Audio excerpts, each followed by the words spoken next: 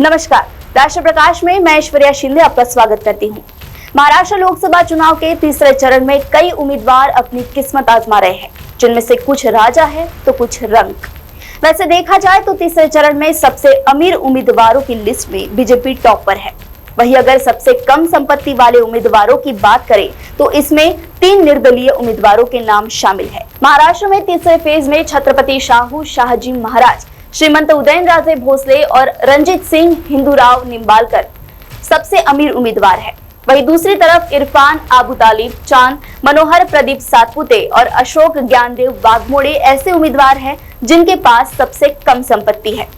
लोकसभा चुनाव 2024 में कांग्रेस ने कोल्हापुर से छत्रपति शाहू शाहजी महाराज को टिकट दिया है। चुनावी हलफनामे के मुताबिक इनके पास कुल 342 करोड़ रुपए से अधिक की संपत्ति है, जिसमें 1 अरब 65 करोड़ 77 लाख रुपए की चल संपत्ति और 1 अरब 77 करोड़ रुपए की अचल संपत्ति है।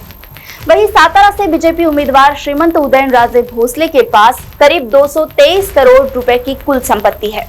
इनके पास 20 करोड़ 55 लाख रुपए की चल और 2 अरब 2 करोड़ 55 लाख रुपए की अचल संपत्ति है।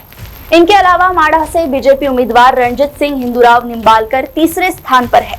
उनके पास 1 अरब 81 करोड़ 30 लाख रुपए की चल संपत्ति और 24 करोड़ 52 लाख रुपए की अचल संपत्ति है।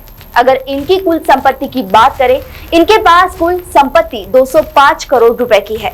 लोकसभा चुनाव के तीसरे चरण में इन राजा महाराजाओं के बीच कुछ उम्मीदवार ऐसे भी हैं जो इनके आगे कहीं नहीं ठहरते।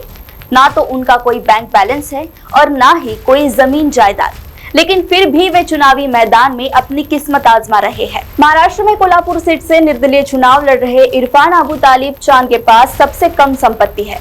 इनके पास चल संपत्ति सिर्फ 100 रुपए है। इनके पास कुल संपत्ति भी 100 रुपए ही है।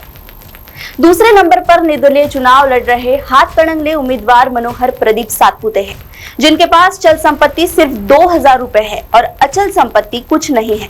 वहीं कुल संपत्ति की बात करें तो इनके पास कुल संपत्ति सिर्फ 2000 रुपए है। तीसरे नंबर पर भी निर्दलीय उम्मीदवार ही है, जिनका नाम अशोक ज्ञानदेव वाघमोड़े है, जो माढ़ा सीट से लोकसभा चुनाव लड़ रहे हैं। इनके पास चल संपत्ति सिर्फ 6000 रुपए है। कुल संपत्ति भी 6000 रुपए ही है।